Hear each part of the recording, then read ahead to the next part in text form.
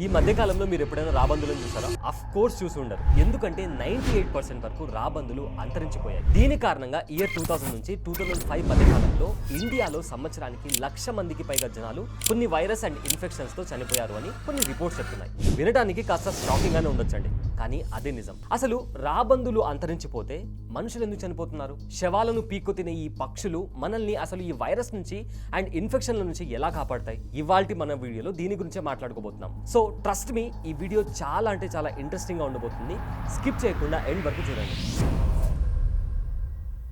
మన ఎన్విరాన్మెంట్ లో రాబందువులు స్కావెంజర్స్ లాగా వర్క్ చేస్తూ ఉంటాయి. ఇవి చనిపోయిన జంతువులను తింటుంటాయి. అంటే చనిపోయిన జంతువుల శరీరాల్లో బ్యాక్టీరియాలు, పాథోజన్లు వ్యాపించకుండా ఇవి కీ రోల్ ప్లే చేస్తుంటాయి. రాబందులే లేకపోతే చనిపోయిన జంతువుల కళేబరాలు కుళ్ళి వ్యాధులు వ్యాపిస్తుంటాయి అని సైన్స్ చెప్తుంది. మన దేశంలో ఒకప్పుడు రాబందువులు పెద్ద సంఖ్యలో కనిపించేవి. చనిపోయిన పశువుల కళేబరాల కోసం వెతుకుతూ ఆకాశంలో ఈ పక్షులు ఎగురుతూ ఉండేవి. కానీ గత 2 దశాబ్దాలుగా మన దేశంలో రాబందువుల సంఖ్య బాగా తగ్గిపోయిందండి. 1990 ఆ పీరియడ్ లో దగ్గర 5 కోట్ల రాబందులు ఉండేవి. కానీ ప్రెసెంట్ 98% వరకు చనిపోయాయి. దీనికి కారణం పశువుల ట్రీట్మెంట్ ఇచ్చేందుకు వాడే మెడిసిన్స్ అని సైంటిస్టులు చెప్తున్నారు. పశువులకు వాడే cheap non steroidal pain killers diclofenac రాబందులకు ప్రాణాంతకంగా మారుతోంది. అయితే చాలా రాబందులు కిడ్నీ ఫెయిల్ అయి చనిపోతున్నట్లు కొన్ని రిపోర్ట్స్ చెప్తున్నాయి. సో దీని కారణంగా పశువులకు డైక్లోఫెనాక్ వాడకాన్ని ఆపేయాలి అని 2006 లో బ్యాన్ విధించినప్పటి నుంచి కొన్ని ప్లేసెస్ లో రాబందుల మరణాలు తగ్గాయి. కానీ ఇప్పటికే 3 జాతుల రాబందుల సంఖ్య 91% నుంచి 98% వరకు తగ్గిపోయినట్లు state of Indian birds report లో తెలిసింది. సో దీని కారణంగా ఏమవుతుందంటే పశువుల కళేబరాలను తినే ఈ భారీ పక్షులు చనిపోవడంతో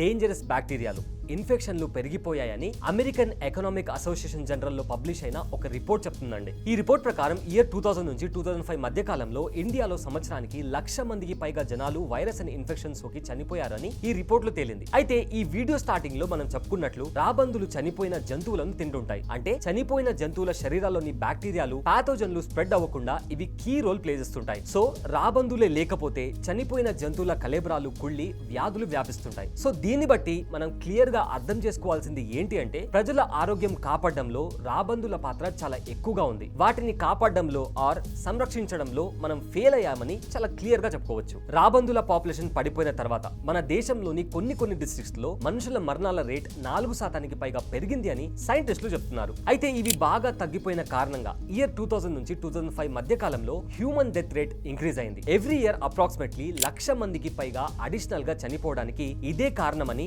ఈ రీసెర్చర్స్ చెప్తున్నారు. So human death rate increase అయిన కారణంగా అప్రాక్సిమేట్లీ మన దేశం 5,77,750 కోట్ల రూపాయలు ఫినాన్షియల్లీ నష్టపోయింది అని రీసెర్చర్స్ చెప్తున్నారు. సో ఇక్కడ ఒక పాయింట్ ఏంటంటే కుక్కలు కూడా చనిపోయిన జంతువుల కళేబరాలను తింటాయి. కానీ రాబందువులాగా అంత ఎఫిషియెంట్ గా ఎన్విరాన్మెంట్ నుంచి బ్యాక్టీరియాను రిమూవ్ చేయలేవు. అంతేకాకుండా కుక్కలు ఈ కళేబరాలను సరిగ్గా తినకపోగా వాటిని ఎక్కడ పడితే అక్కడ పడేయడంతో మనం తాగే నీళ్లలో పాథోజన్లు, బ్యాక్టీరియాలు పెరుగుతాయి. రాబందులు తగ్గిపోయిన తర్వాత డ్రింకింగ్ వాటర్ లో హార్మ్ఫుల్ అండ్ డేంజరస్ బ్యాక్టీరియాలు రెండింతలు పెరిగాయంట. అయితే ఇంతకు ముందు మనం చెప్పుకున్నట్లు పశువులు వాడే మందుల వల్ల రాబందులు తగ్గిపోయాయని స్టార్టింగ్ లో చెప్పుకున్నాం. కానీ అదొక్కటే రీజన్ కాదండి. ఫారెస్ట్ హ్యాబిటాట్స్ కోల్పోవడం, wild life trade, current climate change లాంటి హ్యూమన్ యాక్టివిటీస్ జంతువుల పైన ప్రభావం చూపుతున్నాయి. దీని ఇంపాక్ట్ మనుషుల పైన పడుతుంది. అయితే ఈ నష్టాలను, వనరులను, వన్య ప్రాణులను కాపాడేందుకు, ముఖ్యంగా కీలకమైన జీవులను కాపాడేందుకు ఉన్న రెగ్యులేషన్స్ ను మనం అందరం అర్థం చేసుకోవాల్సిన అవసరం ఉంది. మన దేశంలో 2019 లో పశువుల సంఖ్య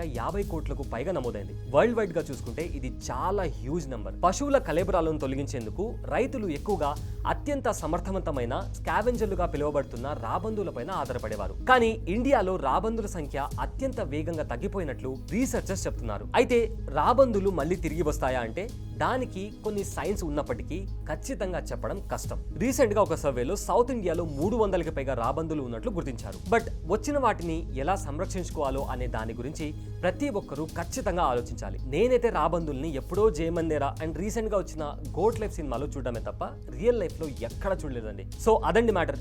మీకేమనిపిస్తుంది? నాకైతే మనం ఉన్నదాన్ని చెడగొట్టడంలో ఫస్ట్ అండ్ సేవ్ చేయడంలో ఎక్కడో లీస్ట్ లో ఉన్నామని అనిపిస్తుంది. మీరేమనుకుంటున్నారో మీ థాట్స్ ని అండ్ ఒపీనియన్ ని కింద కామెంట్ సెక్షన్ లో మెన్షన్ చేయండి. అండ్ అలానే మా ఛానల్ ని సబ్స్క్రైబ్ చేసుకోండి.